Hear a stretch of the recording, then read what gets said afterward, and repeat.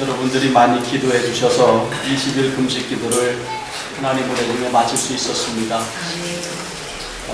근데 20일 금식 기도를 지난 화요일까지 마쳤는데 수요일 날 아침에 미움을 써가지고 한 그릇을 먹었는데 이게 위경련이 일어나가지고 아주 죽었다 살았습니다. 그래서 하루 더 금식을 하고 이제 목요일부터 다시 이제 보식을 시작을 했는데 아직까지 이게 회복이 안 되는 것 같아요. 한번 이게 망가지니까.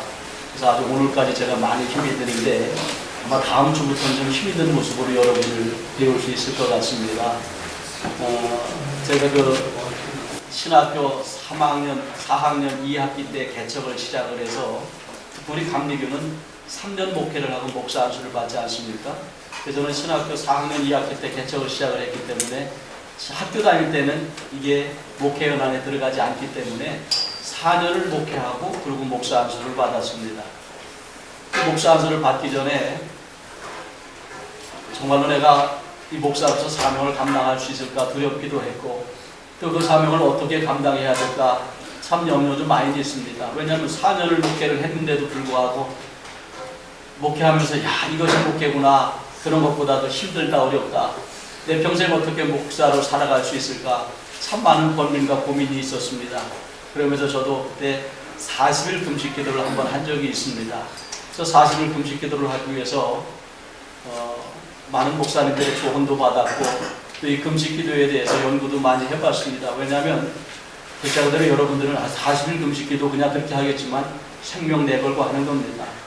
그래서 40일 금식 기도를 하기 위해서 여러 가지 책도 보았고 준비도 철저히 하고 금식을 시작을 했는데 제일 힘든 것이 보통 한 15일 이상 되어지면 물을 마시진 못합니다. 그냥 물을 한 모금만 마셔도 막 목에서 타는 것 같아가지고 이게 얼마나 힘든지 그냥 경험해 보신 분들은 이게 무슨 이야기인지 알아요. 그리고 이제 두 번째로 힘든 것이 그러니까 이제 물을 마시지 못하니까 제일 힘들지요. 그래서 이제 물이라도 좀 잘 마시면 그래도 좀 버텨나가는데 한 15일 이상 되면서부터는 이 목이 그냥 타는 것 같아가지고 물 한 모금만 넘어가도 막 갈라지는 것 같습니다. 그러다 보니까 그게 얼마나 힘든지 몰라요. 그래서 이제 거기서 중도에 포기하는 분들이 사실 그래서 많이 있습니다. 두 번째 중도에 포기하는 분들 중에 하나가 그렇게들 변합니다. 물을 먹고 취한다고. 너무 힘들으니까 많이도 아니고 물 한 모금을 마십니다. 근데 그 물 한 모금 마시니까 막 속에서 뒤틀어지고 막 속이 아픈 거예요. 근데 이게 장기 금식 중에는 병원 가도 특별한 치료의 방법이 없거든요. 그러다 보니까 이게 뭐 굉장히 고통이 들어가지고 포기하는 분들이 많아요. 그래서 이제 우리 신학교 1년 선배 최 목사님이라고 하는 분은 40일 금식 기도 중에 25일 하고 나서 물 먹고 취해가지고 중도에 포기를 한 적이 있습니다. 그분 얘기를 그 증상을 얘기를 하시더라고요. 그만큼 그게 힘이 든 겁니다. 그래서 장기 금식할 때는 물을 먹어도 입 안에다 몸을 꼭 씹어서 먹어야 된다. 그 얘기를 참 많이 합니다. 그러고 났는데 요번에 제가 보식을 하면서 미음을 살짝 먹었는데 저는 한 열흘 10일 이상 되면서부터 이게 물 한 모금만 먹어도 막 목에서 막 타들어가 가지고 사실은 40일 금식하는 것보다 더 힘들었던 것 같습니다. 그래서 이제 미움을 한 그릇을 먹었는데 그것이 속에서 위경련이 일어나면서 위경련이 일어나는 것이 물 먹고 취한다는 것이 사실 그런 의미거든요. 그냥 얼마나 힘들었는지 그냥 막 배를 붙잡고 툭툭 뒹굴면서 그냥 하루 종일 좀 힘이 들었는데 그래서 이제 수요일 그랬고 목요일부터 좀 틀어져가지고 좀 많이 회복이 됐는데 사실은 오늘 좀 제가 힘을 좀 내야 되는데 아직 오늘까지 그 휴유증 때문에 그렇지 많이 좀 힘이 듭니다. 우리 기도원에서 오랫동안 원목 생활을 하다가 목회를 하는 제 친구 목사들이 여러 명이 전화가 왔어요. 금식 중단하라고. 나이 50 넘어서 무슨 장기 금식이냐고. 그러면서 굉장히 염려를 많이 했습니다. 그래서 우리 친구 목사들이 1,000만 원 줄 테니까 금식 중단하라고. 그러면서 진짜 1,000만 원을 부여하기도 했습니다. 왜냐하면은 이게 젊어서 장기 금식을 하면 그냥 근육과 살만 빠지면 되는데 보통 나이가 50 넘어서 또 40대 후반부터 금식을 하는 사람은 뼈 골까지 다 빠진다. 그 후유증이 얼마나 대단하지 않느냐. 그래서 그것 때문에 목회 못한 사람, 목회를 포기하고 중간에 그만둔 사람이 하나둘이지 않느냐고 굉장히 막 우려스러운 전화를 여러 통 받기도 했습니다. 사실 저도 많이 걱정도 됐고요. 왜냐하면 어떻게 어려운 걸 하다 보니까 벌써 나이가 50이 넘었는데 자기 음식한다는 것이 두렵기도 했고, 또 저도 지금 정신적으로, 마음적으로, 육체적으로 많이 지금 지쳐있는 상황이었고, 그래서 더 많이 힘들기도 했습니다. 특별히 장기 금식을 하다가 목회를 포기한 그러한 분들을 저도 여러 명 알고 있고요. 저 신학교 동기 중에 하나가 40일 금식기도 하고, 이분은 정신이 이상이 돼가지고 결국에는 목회를 포기하기도 하고요. 또 한 분은 반신불수가 돼가지고 목회를 포기하기도 하고, 그런 분들이 제 주변에도 참 많이 있거든요. 근데 15년 동안 문목 생활을 했던 그 친구 목사는 하여간 수시로 전화가 와가지고 중단하라고, 이제 앞으로 목회 그만하고, 근데 그러냐고 저한테 참 조언 아닌 조언도 하면서 자기 기도원에서 20일 이상 장기 금식했다가 잘못된 목사님들 얘기를 왜 이렇게 많이 알고 있는지 계속 이야기를 해서, 사실 저도 많이 두려움이 있었습니다. 그 두려움도 있었지만 그 문제를 하나님 앞에 기도하면서 그래도 잘 버틸 수가 있었습니다. 또 이길 수가 있었고, 이 모든 것이 하나님의 은혜였고, 여러분들이 알게 모르게 저를 위해서 기도해 주셨기 때문에 제가 그렇게 잘 마칠 수 있었던 것 같습니다. 성경에 보면 금식에 대한 이야기가 사실 굉장히 많이 나옵니다. 특별히 모세라고 하는 분은 40일 금식 기도를 2번이나 했습니다. 성경에 보면 모세가 십계명 돌판을 받을 때에 시내산에 올라가서 물도 마시지 아니하고 떡도 먹지 아니하고 여호와 앞에 엎드려서 40일 기도를 했다고 하는 말씀이 나와요. 근데 이스라엘 백성들이 범죄하여 다시 그 십계명 돌판을 깨뜨리고 두 번째로 시내산에 올라가서 하나님 앞에 또 40일 동안 떡도 먹지 아니하고 물도 마시지 아니하고 이렇게 금식 기도를 했다는 내용이 나옵니다. 사실 예수님은 어떻게 금식 기도했는지 자세히 나오진 않지만 아마 물도 마시지 아니하고 금식했다는 것은 아마 모세가 성경에서 최초인 것 같습니다. 그래서 예수님은 어떻게 40일 금식 기도를 하셨는지 모르겠어요. 자, 그런데 이 금식 기도는 사실 먹는 건 우리의 생명입니다. 여러분, 먹지 않고 살 수 있는 사람이 하나도 없습니다. 그러다 보니까 많은 사람들이 이 먹는 음식 때문에 죽기 살기로다가 일하고 있지 않습니까? 돈 버는 것도 뭐라고 먹고 살기 위해서 일하고, 먹고 살기 위해서 직장 다니고, 먹고 살기 위해 얼마나 많이 몸부림을 칩니까? 근데 먹는 것을 끊고 기도한다는 것은 하나님만 바라본다고 하는 의미입니다. 그때 하나님께서 또 금식 기도하는 자들에게 강력한 응답을 주시기도 했습니다. 이사야서 58장 6절에 보면 내가 기뻐하는 금식은 흉악의 결박을 풀어주며 멍에의 줄을 끌어주며 압제당하는 자를 자유하게 하며 모든 멍에를 꺾는 것이 아니겠느냐, 이렇게 이야기를 했고요. 에스라서에도 보면 에스라 8장 21절 그때 내가 아와와 강가에서 금식을 선포하고 우리 하나님 앞에 스스로 겸비하여 우리와 우리 어린 아이의 모든 소유를 위하여 평탄한 길을 그에게 간구하였으니 그러므로 우리가 이를 위하여 금식하며 우리 하나님께 간구하였더니 그의 응답하심을 입었느니라. 금식하며 기도할 때 하나님께서 응답해 주시는 역사가 항상 있었습니다. 오늘 여러분, 제가 한 그 금식이 하나님이 기뻐 받으셨는지 안 받으셨는지 모르겠지만 은혜 중에 마치게 하신 것을 보면 분명히 하나님의 새로운 계획과 하나님의 역사가 나타날 줄 믿습니다. 여기 오늘 성경 본문에 보면 이스라엘 민족이 엘리 제사장 때에 큰 환란이 있었습니다. 두 번에 걸쳐서 큰 환란이 있었는데 첫 번째 환란은 블레셋 군사들이 이스라엘 민족을 쳐들어왔습니다. 그래서 이스라엘과 전쟁을 벌였는데 그때에 4,000명의 군사들이 죽임을 당하는 어려움이 있었습니다. 그래서 이스라엘 민족들이 이 4,000명의 자기 형제들이 죽고 나서 모두 슬픔과 비통에 빠져 있을 때 다시 이스라엘 블레셋 군대들이 또 쳐들어온다고 하는 소식을 들었습니다. 그때 이스라엘 백성들은 이 블레셋 사람들을 막을 방법이 없었어요. 그래서 하나님만 의지해야 된다. 하나님이 도와주셔야 된다. 이렇게 하면서 이번에는 길갈에 있는 하나님의 법궤를 가져다가 이 법궤를 앞세워서 싸우기로 했습니다. 이 하나님의 법궤는 하나님을 상징하기 때문에 전쟁에 나가든지 어느 곳을 가든지 하나님이 역사하셨고 하나님이 강력한 능력과 권세가 나타나는 상징이 되어졌습니다.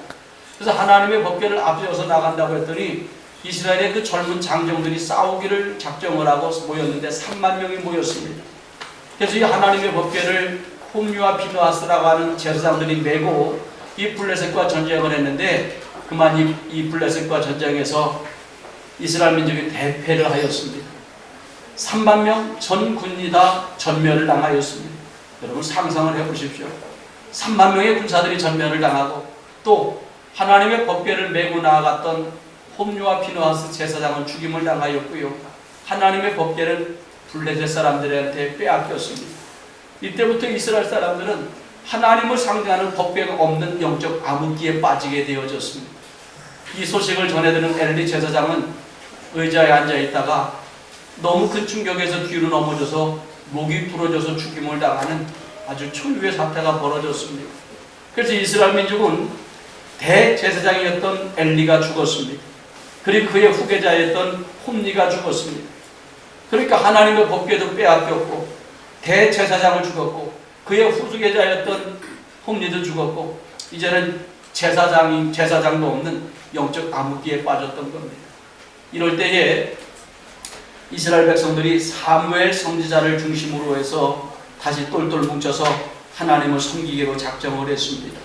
사실 사무엘 선지자가 활동하던 그 시대에는 하나님의 법궤가 없는 시대였기 때문에 이스라엘 민족들이 소망을 잊어버렸습니다. 왜냐하면 어떤 문제가 있든지 하나님의 법궤 앞에서 기도할 때마다 응답을 받았고 하나님의 법궤 앞에서 기도할 때마다 축복을 받을 수 있었고 전쟁이 일어나면 하나님의 법궤를 앞서 나갈 때마다 전쟁에서 이길 수가 있었고 승리할 수가 있었는데 이제는 법궤를 빼앗겼단 말이에요. 거기다가 자기들이 하나님 다음으로 의지했던 대제사장과 제사장들도 죽임을 당하여 지금은 없는 공백 상태가 되어져 버렸습니다. 초유의 사태가 벌어진 거예요.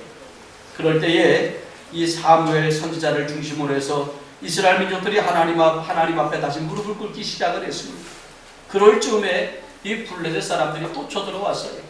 여러분 이스라엘 민족 앞에 블레셋 사람들은 공포의 대상입니다. 왜냐하면 1차 전쟁에서 4,000명의 죽임을 당했어요.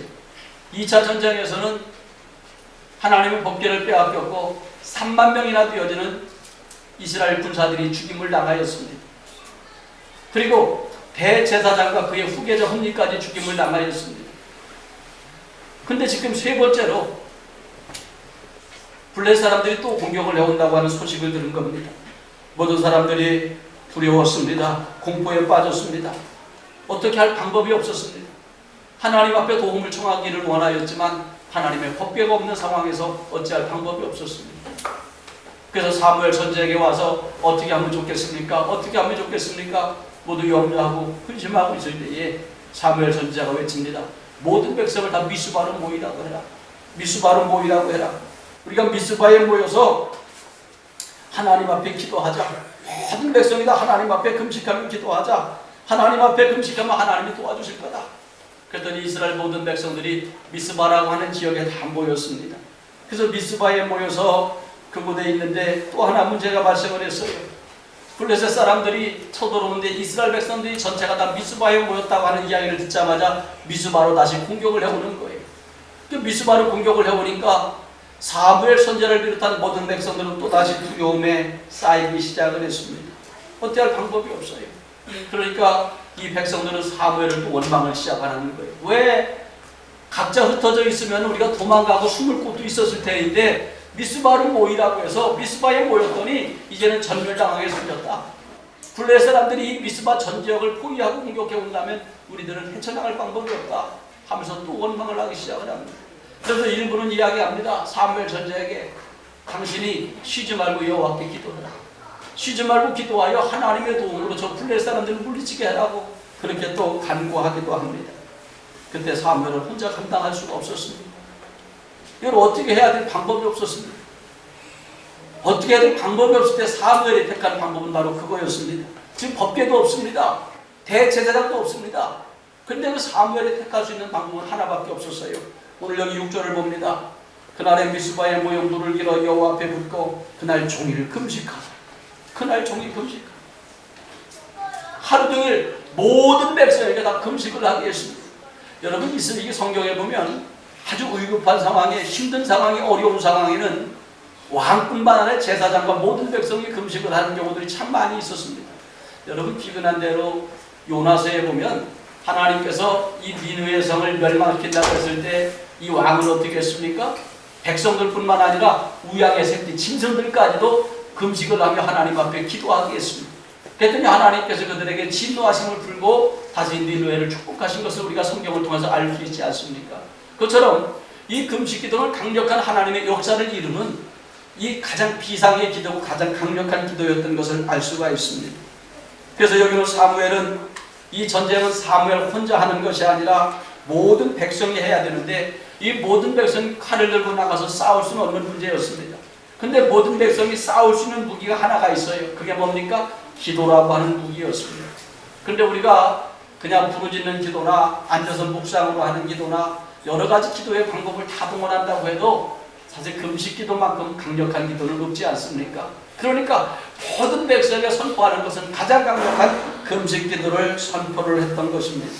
근데 이 금식 기도, 하나님 법궤가 없는 상황에도 이 금식 기도를 선포를 했어요. 그런데 먼저 금식을 하기 전에 여기 오늘 6절에 보면 뭐라고 합니까? 그들이 미스바에 모여 물을 길어 여호와 앞에 부으라고 했습니다. 물을 길어 여호와 앞에 부으라고 했습니다. 여러분, 금식하기 전에 왜 물을 부으라고 했습니까? 바로 물을 부으라고 하는 것은 회개하라고 하는 의미입니다. 이 물은 이 몸과 마음을 깨끗이 씻어내는 그러한 상징적인 의미가 있습니다. 그래서 특별히 이스라엘 민족들은 안식일 날, 오늘날 여기는 주일날이지요. 하나님 앞에 나와 예배를 드릴 때도 반드시 해야 될 것이 있습니다. 그것은 바로 옷을 정결하게 빨아입고 나오는 것입니다. 그래서 이스라엘 민족들이 광야에 와서 제일 힘들었던 게 뭐예요? 한 가지만 이야기한다면 물이 없어서 제일 많이 힘이 들었어요. 이제 광야는 글자 그대로 사막입니다. 근데 이 사막 땅에 물이 없어가지고 백성들이 얼마나 어려워했습니까? 근데 그렇게 물이 없는데도 이 모세가 백성들에게 명령한 것은, 가장 중요한 명령한 것은 옷을 빨아입고 여호와 앞에 오라는 거예요. 아니 지금 마실 물도 없는데 옷을 빨아입고 교회를 나오라고 하는 것이 이게 사실 가당한 얘기가 아니거든요. 그래서 출애굽기 19장 10절에 보면 여호와께서 모세에게 이르시되 너는 백성에게로 가서 오늘과 내일 그들을 성결하게 하며 그들에게 옷을 빨게 하라 하는 말씀이 나와요. 그러니까 하나님 이 주일날은 나를 성결하게 하는 날이란 말이에요. 근데 하나님 앞에 나올 때는 제일 먼저 할 것이 옷을 빨게 하라. 이것은 모세의 말이 아니라 여호와의 명령이었습니다. 여호와의 명령이었습니다. 그래서 모세가 어떻게 합니까? 출애굽기 19장 14절 모세가 산에서 내려와 여호와 백성에 이르러 백성을 성결하게 하니 그들이 자기 옷을 빨더라 하는 말씀이 나와요. 여러분, 왜 옷을 빨게 했습니까? 옷을 빨게 한 목적이 있어요. 하나님 앞에 나올 때에는, 오늘날 얘기합시다. 주일날 하나님 앞에 나와서 예배를 드릴 때는 내 몸과 마음과 내 육신과 내 의복까지도 가장 정결한 모습으로 하나님 앞에 예배를 드려야 된다는 것을 이야기하는 겁니다. 이것은 하나님께서 모세에게 시내산에서 내린 첫 번째 명령이었습니다. 그래서 민수기 19장 7절 제사장은 자기 옷을 빨고 물로 몸을 씻은 후에 진영에 들어갈 것입니다. 그러니까 제사장들에게도 항상 하나님 앞에 와서 예배를 드릴 때는 첫째는 물로다가 몸을 씻어야 합니다. 그리고 두 번째는 옷을 빨아입고 나와야 돼요. 민수기 31장 24절 너희는 일곱째 날에 옷을 빨아서 깨끗하게 한 후에 진영에 들어올지니라. 이건 뭘 얘기하는 겁니까?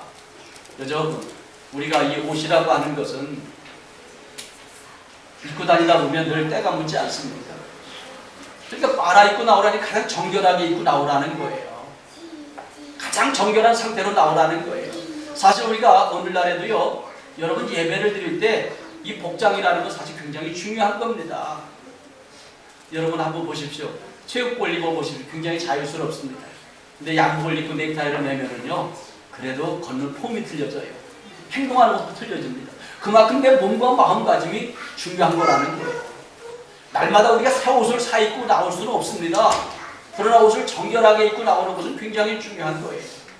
여러분, 그래서 여러분들이 한번 그렇게 해보십시오. 주일날마다 교회 나올 때, 그래도 주일날 아침이든지 토요일이든지 목욕제기 하고요, 가장 멋있는 옷을 입고 주님 앞에 나와서 예배를 드릴 수 있으시기를 바랍니다. 늘 입던 작업복 입고 늘 집에서 입던 평상복을 입고 주님 앞에 나와서 예배 드린다면 할 수도 있겠지요. 그러나 하나님께서 모세에게 첫 번째 되는 명령은 그게 아니었어요. 그래서 출애굽기 19장 10절 여호와께서 모세에게 이르시되 너는 백성에게 가서 오늘과 내일 그들을 순결하게 하기 위하여 그들에게 옷을 빨게 하라고 그랬어요. 그래서 여러분 이 주일날은요 할 수만 있으면 내 몸에 있는 모든 옷을 다 벗고 새 옷을 깨끗한 옷 빨아서 정결하게 한 옷을 입고 나오시고 우리 남자분들은 좀 정장을 하고 마치요 우리 가장 친한 친구나 아니면 아들이나 딸이나 며느리나 결혼식 한다고 하는 그 생각을 가지고 가장 정결하게 나와서 주님 앞에 예배를 드리는 그 모습 하나님 얼마나 기뻐하시겠습니까?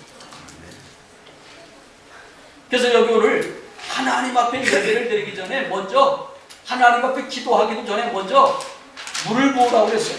모여서 물을 길어 여호와 앞에 부으라고 그랬어요. 이건 뭘 얘기하는 겁니까? 내 몸에 부라는 거예요. 더러운 것을 씻어내라는 거예요. 의복도 좀 씻어내라는 거예요. 깨끗하게 하라는 거예요. 그래야만이 하나님께서 기도도 받으신다는 것입니다. 그래서 여러분 우리가 하나님 앞에 예배를 드릴 때에도 몸과 마음과 의복을 정결하게 입어야 하듯이 기도할 때에도 몸과 마음을 정결하게 하여 하나님 앞에 기도하는 믿음이 되어지시기를 주의 이름으로 축원합니다. 할렐루야. 특별히 이스라엘 민족은 하루 종일 굶어가면서 이 배고픔을 참아가면서 금식 기도를 하는 겁니다.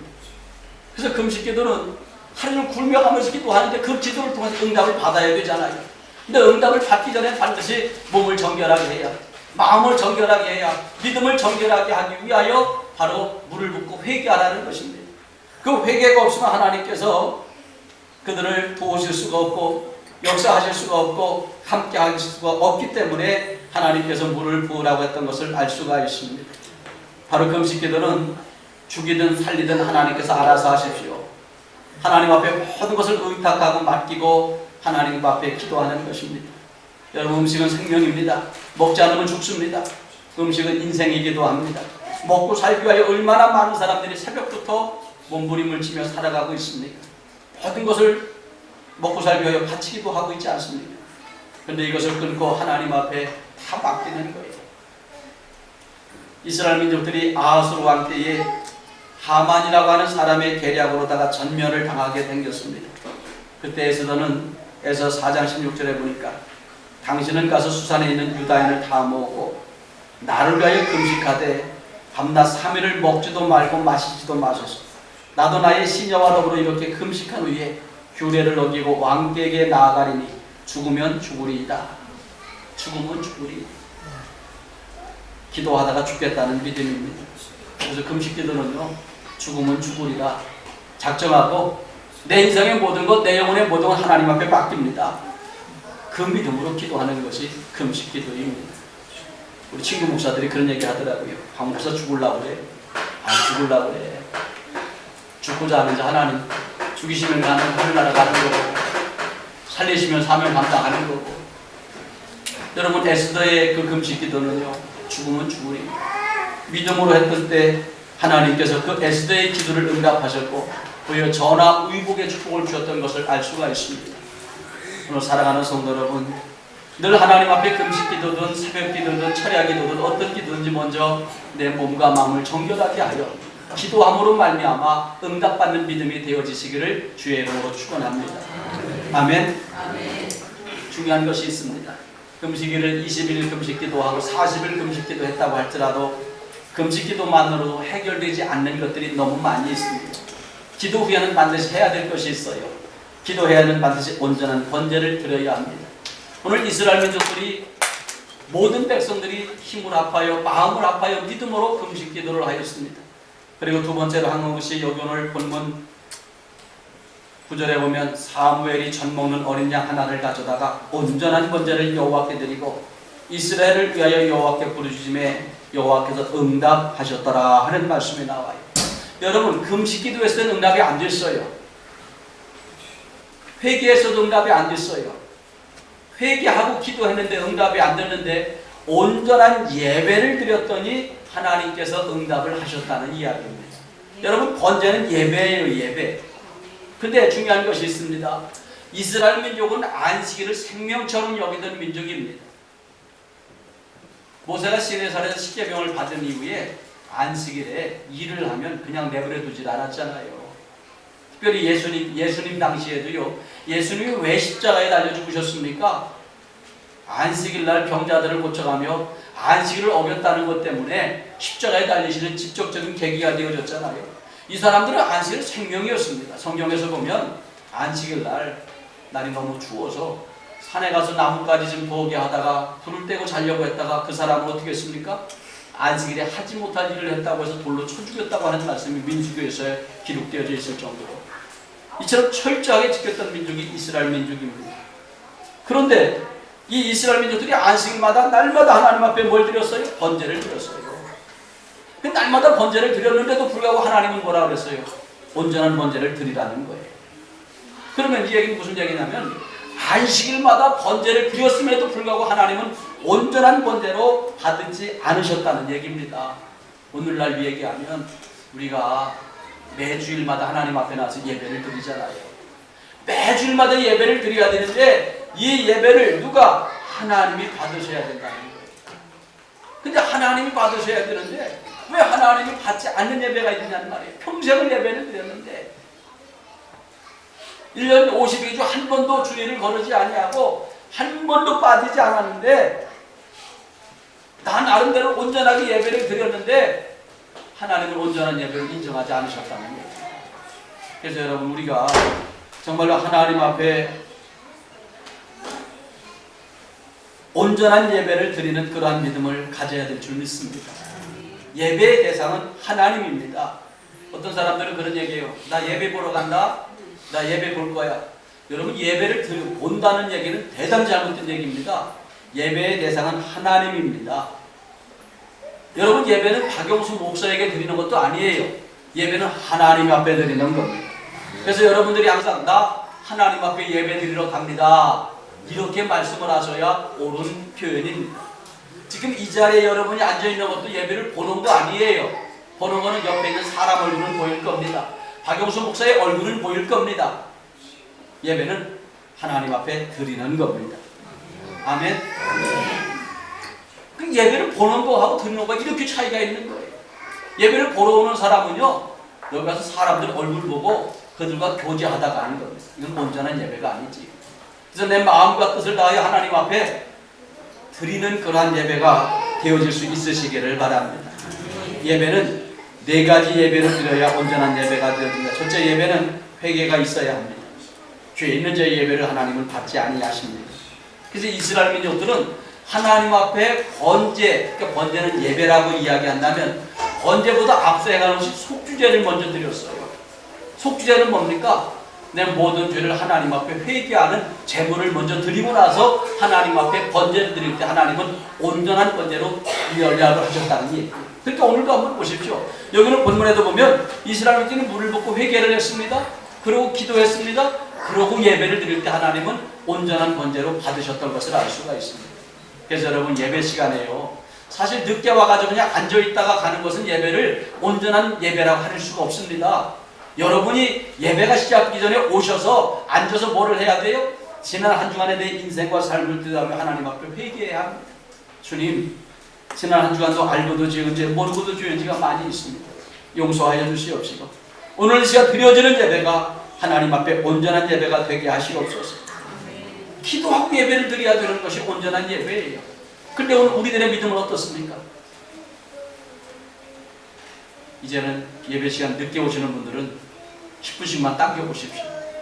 다만 10분이라도 하나님 앞에 기도하고 드려야 내가 어차피 하나님 앞에 예배 드릴 바에 형식적인 예배가 아니라 그냥 교회 왔다 가는 예배가 아니라 온전한 예배를 드려서 하나님의 응답과 축복을 받는 예배자가 되어야 될 줄 믿습니다. 할렐루야. 두 번째, 믿음으로 하나님 앞에 드리는 예배가 되어야 됩니다. 이 믿음으로 드린다는 얘기는 오늘 이 자리에 하나님이 계신다. 할렐루야. 오늘 이 자리에서 하나님이 내 영혼에게 말씀하신다. 오늘 지금 이 시간에 하나님이 내 인생에게 말씀하신다. 내 생명에게 하나님이 말씀하신다. 하나님이 지금 이 자리에서 나를 지켜보고 계신다. 그 믿음으로 하나님 앞에 예배를 드려야 된다는 거예요. 하나님 앞에 그 믿음으로 드리는데 내 복장을 함부로 할 수 있겠습니까? 함부로 할 수가 없지요. 요한복음 4장 23절에 보면 아버지께 참되게 예배하는 자는 영과 진리로 예배할 때가 오나니 곧 이때라. 아버지께서는 자기에게 이렇게 예배하는 자를 찾으시느니라. 할렐루야. 참되게 예배하는 자들은 영과 진리로 예배할 때가 오나니 곧 이때라. 아버지께서는 자기 이렇게 예배하는 자를 찾으시느니라. 여러분, 이건 뭐예요? 지금 이 예배 시간은 하나님이 찾아온 시간이라는 거예요. 하나님이 찾아오셔서 설교는 박영수 목사가 대언을 하고 있지만 하나님이 하나하나 여러분의 얼굴을 살피고 여러분의 인생과 영혼을 살피시면서 여러분의 영혼에게 속삭이시고 세면 영적인 음성을 들려주고 계신 시간이 바로 이 시간이라는 거예요. 할렐루야. 그 믿음으로 예배를 드릴 때에 온전한 예배가 되어진다는 이야기입니다. 그래서 여러분 예배 시간마다 하나님을 만나고 하나님을 체험할 수 있으시기를 주의 이름으로 축원합니다. 할렐루야. 세 번째, 온전한 예배는 하나님만 바라보는 예배입니다. 사람을 바라보기 위한 예배는 온전한 예배가 아니에요. 사람 만나러 오는 것도 아닙니다. 누구 때문에 오는 것도 아닙니다. 바로 이 재단에 하나님이 계시기 때문에 난 그 하나님 앞에 영광을 돌리기 위하여, 그 하나님 앞에 예배를 드리기 위하여, 하나님을 바라보기 위하여 내가 예배를 드리러 옵니다 하는 그 믿음으로 올 때 하나님께서 온전한 예배로 연락하신다는 겁니다. 마지막으로 예배는 형식적인 예배가 아니라 신령과 진정이 있는 예배를 드려야 합니다. 요한복음 4장 24절 하나님은 영이시니 예배하는 자가 영과 진리로 예배할지니라. 하나님이 영이라고 그랬어요. 영은 우리의 눈으로 보여지지 않습니다. 만져지지 않습니다. 어디 계신지 알 수가 없습니다. 그러나 분명한 것은 예수님이 말씀하셨어요. 하나님은 영이시다. 바로 영인 하나님께서 너희와 함께하고 있다. 너희의 기도를 듣고 계신다. 너희 얼굴을 살펴보고 계신다. 신령과 진정으로 예배를 드려라. 그래서 하나님께서는 내가 어떤 생각으로 예배를 드리고 있는지, 어떤 마음으로 이 자리에 와서 앉아있는지 다 살펴보신다는 이야기. 그래서 여러분 온전한 예배를 드릴 때 하나님이 축복하시고 역사하실 줄 믿습니다. 할렐루야. 이렇게 하나님 앞에 온전한 예배를 드렸어요. 온전한 예배를 드리고 9절에 보십시오. 사무엘이 젖 먹는 어린 양 하나를 가져다가 온전한 번제를 드리고 온전한 번제를 드렸어요. 그리고 또 이스라엘을 위하여 여호와께 부르짖음에 여호와께서 응답하셨더라. 할렐루야. 자, 네 가지 역사가 네 가지 믿음으로 하나님 앞에 드렸어요. 첫째는 모였습니다. 모여서 회개했습니다. 회개한 후에는 뭐 했습니까? 온종일 금식 기도했습니다. 그리고 하나님 앞에 온전한 예배를 드렸어요. 믿음으로 예배를 드렸어요. 그리고 마지막에 예배가 끝난 후에 또 부르짖어 기도하기 시작을 했습니다. 또 부르짖어 기도할 때 하나님께서 응답을 하신 겁니다. 여러분 교회에 일주일에 한 번 오시잖아요. 많은 분들이 목사님 나 새벽에 일찍 출근해서 새벽기도 못 나와요. 요새는 추워서 못 나와요. 그러면 이날밖에 없지 않습니까? 여러분 이날에 왔으면 와서 그냥 서로 일주간에 만났기 때문에 반가워서 교제할 수도 있지만 교제 잠깐 하시고요. 기도하는 시간도 가지셔야 된다는 거예요. 예배 후에 온전한 번제 후에 이 사람들은 모여서 부르짖어 기도했습니다. 부르짖어 기도할 때 하나님이 응답하셨더라. 응답을 어떻게 하셨습니까? 10절을 읽습니다. 사무엘이 번제를 드릴 때에 블레셋 사람이 이스라엘과 싸우려고 가까이 오매 그날에 여호와께서 블레셋 사람을 큰 우레를 말하여 그들을 어지럽게 하시니 그들이 이스라엘 앞에 패한지라. 할렐루야. 큰 우레를 말하여 블레셋을 물리쳤다는 얘기. 성경에 보니까 이렇게 하나님 앞에 기도할 때 하나님은 갑자기 막 흑암이 밀려오게 하여 적군을 물리치게도 하셨고 막 사람 머리통만 큰 우박을 떨어뜨려서 적군을 물리치게도 하셨고 또 왕고를 보내서 갑자기 막 왕고 수만 수천 마리가 나와서 수십만 마리가 나와서 막 적군들을 물어서 물리치게도 하셨고 참 여러 가지 방법을 이기게 하셨습니다. 이기게 하셨습니다. 그 여기 큰 우레를 말하여 막 블레셋 사람을 흩어지게 하고 어둡게 하셨어요. 그럴 때 어떻게 합니까? 가만히 있지 않았습니다. 11절 이스라엘 사람이 미스바에서 나가서 블레셋 사람들을 추격하여 뱃갈 아래에 이르기까지 쳤다. 이스라엘 문제를 이제는 용기 백구했습니다. 하나님이 도와주고 계십니다. 가만히 앉아 있을 수가 없었습니다. 이제는 기도하다가 물론 몸이 불편한 사람이나 여자들은 기도했겠지요. 그러나 싸울 수 있는 사람들은 다시 무기를 들고 나가서 싸우기 시작을 했습니다. 그랬더니 순식간에 하나님이 역사하기 시작하는 거 13절 이에 블레셋 사람들이 굴복하여 굴복하여 이스라엘 지역 안으로 돌아오지 못하였으니 여호와의 손이 사무엘이 사는 날 동안에 블레셋 사람들을 막으시매 14절 블레셋 사람들이 이스라엘에게서 빼앗겼던 성읍이 에그론부터 가드까지 이스라엘에게 회복되니 이스라엘이 그 사방 지역을 블레셋 사람들의 손에 도로 찾았고 또 이스라엘과 아모리 사람 사이에 평화가 있었더라. 할렐루야. 여러분, 전에는 에그론에서 가드 지방까지 이스라엘 땅인데 블레셋 사람들한테 빼앗겼었던 거예요. 그래서 빼앗겨가지고 이스라엘 사람들이 그냥 블레셋에서 그냥 노예 생활을 했던 거예요. 근데 지금 하나님이 역사했더니 어떻게 했습니까? 다시 에그론에서부터 가드까지 다시 회복되는 역사가 나타났어요. 할렐루야. 여러분 2015년도에 여러분의 인생이 회복되어지시길 바랍니다. 축복도 회복되어지시고 할렐루야 믿음도 회복되어지시고 첫사랑도 회복되어지시기를 주의 이름으로 축원합니다. 하나님이 역사하니까 회복의 역사예요. 제가 지난번 소구용신 예배 때 올해는 회복의 축복을 주시옵소서, 회복의 축복을 주시옵소서 외쳤던 기억이 있습니다. 회복의 축복이 있어지시기를 주의 이름으로 축원합니다. 또 회복의 축복만 있는 것이 아니라 여기 뭐라고 했어요? 회복되는 이스라엘이 그 사방 지역을 블레셋 사람의 손에서 도로 찾았고 찾는 역사가 나타났어요. 빼앗던 것을 다 찾아서 회복되어졌다는 거예요. 그래서 빼앗겼던 것을 다 찾았고 그러면서 전쟁이 끝났어요. 전쟁이 끝나는 순간 이스라엘과 아모리 사람 사이에 평화가 있었더라. 빼앗던 거 다 찾아서 회복되어졌고 다시 평화가 있게 되어진 하나님의 축복을 받을 수가 있었습니다.